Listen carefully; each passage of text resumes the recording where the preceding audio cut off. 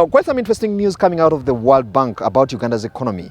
The bank is talking about double-digit growth for Uganda's economy in the year 2025-2026. And of course, that moves the country's economic projection from around 6% that was earlier projected by a number of institutions.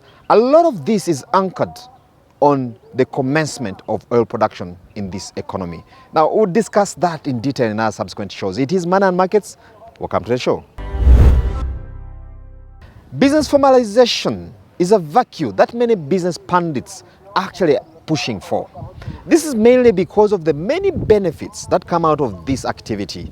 In this segment, we speak to URSB to find out what it takes to formalize a business in Uganda, and then, most importantly, the benefits that come out of this process.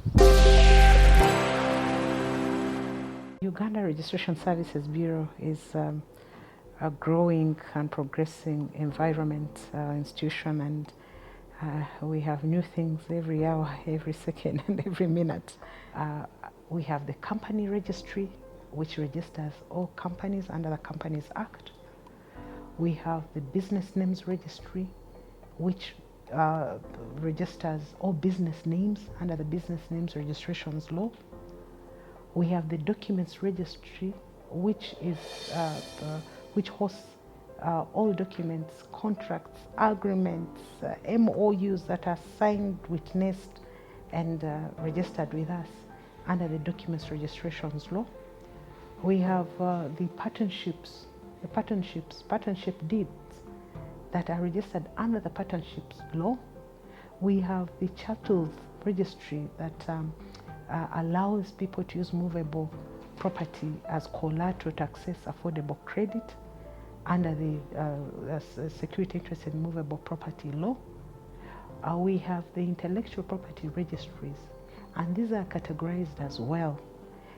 We have the trademark registry, which caters for these logos, the brands that you see, the products that you take, and it is under the Trademarks Act. We have the copyright and neighboring rights law that takes care of literary, artistic, and scientific works, including the film, the music, the books, and so on, so wide.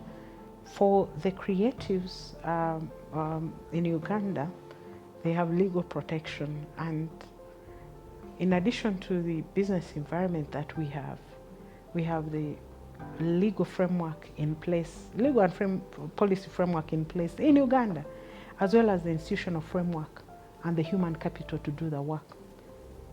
And so when it comes to creatives, most of the creative sector players have businesses, and they are always encouraged to register them, including their trade names, their stage names are registrable under the laws of Uganda. You find somebody just gets a few lyrics and uses some international sound, and you think that, no, there's some level of infringement. So the protection mechanism is in place. So there's no excuse. And the institutions that do registration, for example, Uganda Registration Services Bureau does a registration. We have many players. The generation of that work it's a private work, and it's done by the owners of that work. So they generate the work, they should protect it with URSB, and then they take it to the marketplace. But even as they take it to the marketplace, on the commercialization aspect, their key players has is this work moral? Is it against public order and morality?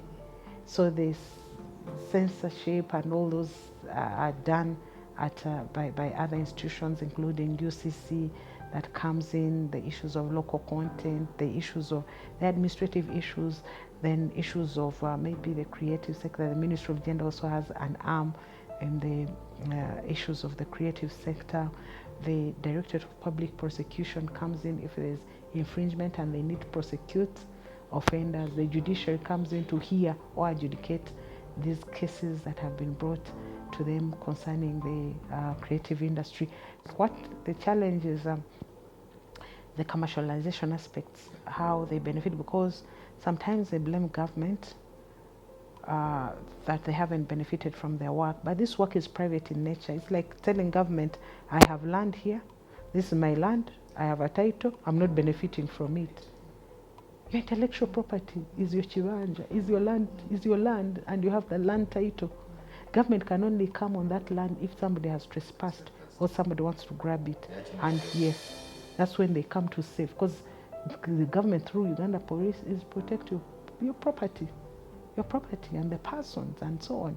So that narrative of that they're not benefiting should be changed to how do we optimally utilize our talent, and also the government put in place the infrastructure, which is a global model of the collective management societies or collective management organizations. It's a global model where every sector of the creative industry belongs to a certain umbrella group, which enables that group to collect money on behalf of the members, and then they distribute. Like if the artists, the musicians, you cannot move from place to place to ask the people who are playing your music to pay. We have so many broadcasters who are using all this music, playing music and all plays and all content of the local people, and they are not paying them. So that infrastructure is that you belong to that community of the collective management. You have to be a member. So when they collect, because they're supposed to move from those places where public places where your music is played, the different organizations, the different spaces, and then they collect these revenues and then they transmit them to you. Along the services that we implement, we have had some laws being amended. The Companies Act of 2012 was one of them that brought on board a number of aspects, but it has also been enhanced recently to make it easy for companies to exit in terms of insolvency matters, to make it easy for companies to disclose the ownership, because people are supposed to disclose ownership, the real owners of companies, but also making it easy to register the registration processes. So it is basically to simplify the processes of registration, but also to enhance the transparency mechanisms and accountability for these companies. And for the intellectual property reforms, it's also to ease the registration process, issues of publication as well, issues of bringing on board new registries that are emerging, and some of these laws are bringing on board some new registries, including the movable security and movable property laws, where you can use your movable property to access loans, even those cameras. Anyone in Uganda can register a business. Anyone in Uganda can register a business. So it is that open and free, and it is good. And we want to see, but the mandatory requirements come in when people want to get to the banks, when they want to transact, because the requirement is that, are you registered? So the circumstances force them into registration. And I want to encourage Ugandans and the business community out there. Allow the businesses to thrive. Allow people to open businesses. Now, we all agree that the internet today is another world in itself. It has its own markets, it has its own regulators, and it has its own ecosystem. Now, against that background, Uganda hosted the East African Internet Forum. And in this segment, we try to find out, where does East Africa, and Uganda in particular, stand in the digital spaces, or the internet, if you wish. Access to the internet has become a right. Some stretch it even further and call it a human right. The reason is simple. The internet opened doors into another world, almost different from the real world where we live. In this world, one can trade or do e-commerce, carry out business negotiations, save, research, social network, even settle payments using digital currencies. Name it.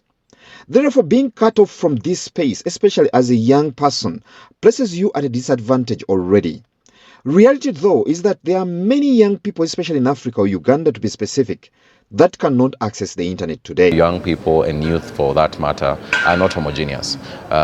We just had today in the last session of the high level that has happened that out of the 4 billion people who are not connected to the internet, half of them are in Africa. And this speaks to the marginalized young people. So they need to be here. We need to find solutions together, especially when we look at issues of connectivity, issues of affordability of internet, issues of access, and issues of digital inclusion. To pundits, the issue of access to the internet for young people should be ingrained in policy, the same way other rights like expression freedoms are.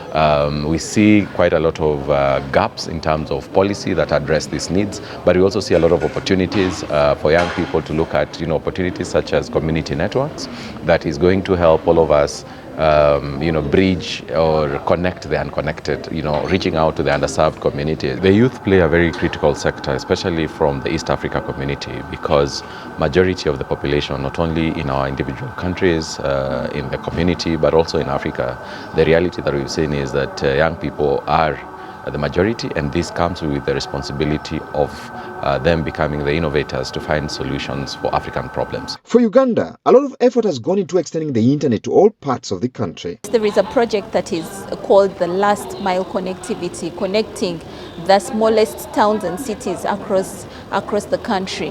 Currently, we are at 70% connectivity, and in partnership with the World Bank, a contract has been signed to ensure that there is last mile connectivity, just like we are spreading electricity across the country, even internet, as it's becoming a basic need. Since we can no longer operate without internet, communication, learning, so connectivity is very key, and that is also being worked on by the government. Last year in August, government launched a digital transformation roadmap to track the progress in critical digital areas such as innovation and entrepreneurship, where incubation and acceleration programs for young innovators sit. Indeed, some young people have been helped to monetize their creations. While this is the case, though, research still points to huge numbers of young people in the country who not only lack basic digital skills, but can also barely get onto the internet due to high prices levied by internet service providers in the country. This clearly opens space for discussion on the two critical rights aspects, that is, access and affordability.